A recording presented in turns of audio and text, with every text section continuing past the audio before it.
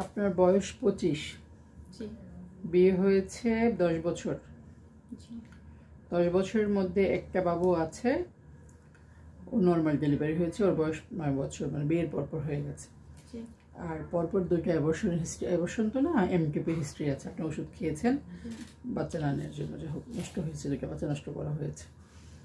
এখন আপনি আমার কাছে প্রবলেম নিয়ে আসছেন, মাসিক প্রতি মাসই হয়, কিন্তু মাসিকের মাঝামাঝি সময় আপনার একটা ব্যথা হয়, খুব তীব্র ব্যথা হয় আপনি বলছিলেন।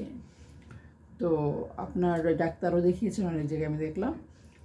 আর যেহেতু মাসিকের মাঝামাঝি সময়, অর্থাৎ 2 মাসিকের মাঝখানে যে সময়টা, ওই সময়টায় ব্যথা হয়, ওইটা নির্দিষ্ট জায়গায় ব্যথা হয়। এটা সাধারণত ওভুলেশন পেইন বলে, আপনার ডাক্তাররা তাই বলছে আপনাকে যে ওভুলেশন পেইন হয়। তো সমস্যা হচ্ছে নর্মাল ওভুলেশন পেইনটা একদিন থাকে 24 ঘন্টা এবং অত বেশি ব্যথা হয় না, কিন্তু আপনি বলছিলেন যে না ম্যাম আমার মারাত্মক ব্যথা হয়। আপনি আমাকে বলেন তো ব্যথাটা কেমন ওঠে? ব্যথাটা মানে এতটাই, মানে সময়টা বলেন কখন হয়, মাসিক হওয়ার আমার মিন্স তো প্রতি মাসে হয়েছে। তারপর আমার যেহেতু হিস্ট্রি আছে ইরেগুলার পিছনে, তো প্রতি মাসে আমার নির্দিষ্ট টাইম হয় না, 10 দিন করে ওভার হয়। গায়ন খাওয়ার পরে আমার 3 মাস ক্লিয়ার ছিল, ওই টাইমে একদম ঠিক 15 দিনের মাথায় আমার ব্যথাটা 15 দিনের মাথায় 15 দিন, এবং ব্যথাটা একটা নির্দিষ্ট জায়গায় হয়, আপনি দেখাচ্ছিলেন তলপেটের নিচে এক পাশে হয়, এবং আপনি বলছিলেন এত পরিমাণে তীব্র হয় ব্যথাটা যে আমার মনে হয় যে আমি ছুরি কাঁচি দিয়ে আমার পেট কেটে ফেলি। তার মানে ছুরি কাঁচি দিয়ে নিজের পেট কেটে ফেলতে ইচ্ছা করে, এত তীব্র ব্যথা। আমি ওটা সহ্য করতে পারি না, আমি চিৎকার করে কান্না করি। রাতের বেলা তো আরো বেশি সহ্য করা যায় না, দিনের বেলা মোটামুটি কাজের মধ্যে থাকলে হয়তো ভুলে থাকা হয়, কিন্তু রাতের বেলা একদম শুনশান জায়গায় একা একা ঘুম ভেঙে যায়। এরকম হয়েছে যে আমি ব্যথার থেকে বাঁচার জন্য আমি স্লিপিং পিল অনেকগুলা খাইছি, ওরে বাবা, যে আমি ঘুমাই গেলে আমি ব্যথা পাবো না, ফিল করব না। আমি আপনার তীব্রতার কারণে আমার ঘুম ভেঙে গেছে। তার মানে আমি আপনার ব্যাপারটা ফিল করতে পারছি, কি পরিমাণ পেন হলে মানুষ এরকম করে বলতে পারে।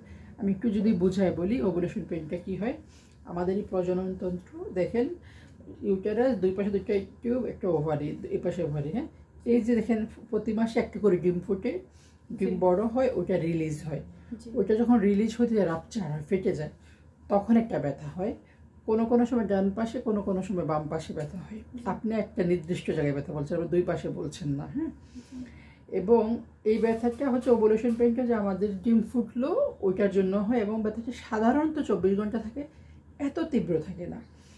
তবে আমার কাছে কেন জানি মনে হচ্ছে এটা তো একটা ব্যথার কারণ আছে আপনার যে 2টা বাচ্চা নষ্ট করা হয়েছে, সেই বাচ্চা নষ্ট হওয়ার পরে টিউবের কোথাও কোনো প্রবলেম হলো কিনা, তলপেটের কোথাও কোনো প্রবলেম হলো কিনা, সেইটা একটা পেনের কারণ হতে পারে। কারণ সাধারণত আমরা দেখেছি যাদের ধরেন বাচ্চা নষ্ট করা হয় অথবা বাচ্চা নষ্ট হয়, ওই যে বাচ্চাটা আসছিল সে কি করে, তার ওই পরিবেশটাকে নষ্ট হয়ে যায় আর কি, অ্যাবর্শন মানে সময়ের আগে নষ্ট করার জন্য। এটা একটা ফ্যাক্টর থাকতে পারে। একটু আমি বলি, আমার হাজবেন্ড লাস্ট টাইম যখন আসলো, তো এটা 2 বছর আগের ঘটনা, এরপর থেকে ব্যথাটা আমার যেমন মানে কন্টিনিউয়াসলি হচ্ছে। এই টাইমে আমি একটা বেবি করছি, অ্যাবর্শন করাইছি এই বেবিটা লাস্ট 2 বছর আগে। এরপর থেকে এখন আমার মানে মনে হলো যে এরপর থেকে মনে হচ্ছে আমার ব্যথাটা আরো বেশি। তার মানে দেখেন হিস্ট্রিও কিন্তু মিলে, যে আপনার একটা বাচ্চা নষ্ট করার হিস্ট্রি 2 বছর আগে, তারপরে ব্যথার তীব্রতাটা আরও বেশি। আমি কিন্তু এই কথাটা আপনাকে বলতে চাচ্ছিলাম, মানে আমরা তো অনেক গাইনি রোগী দেখি, মানে আমাদের তো ধরেন আপনাদের একা রোগী, আমরা অনেক রোগী এরকম দেখি। আমরা দেখেছি যদি কোনো মা বা কোনো নারী কোনো বাচ্চা নষ্ট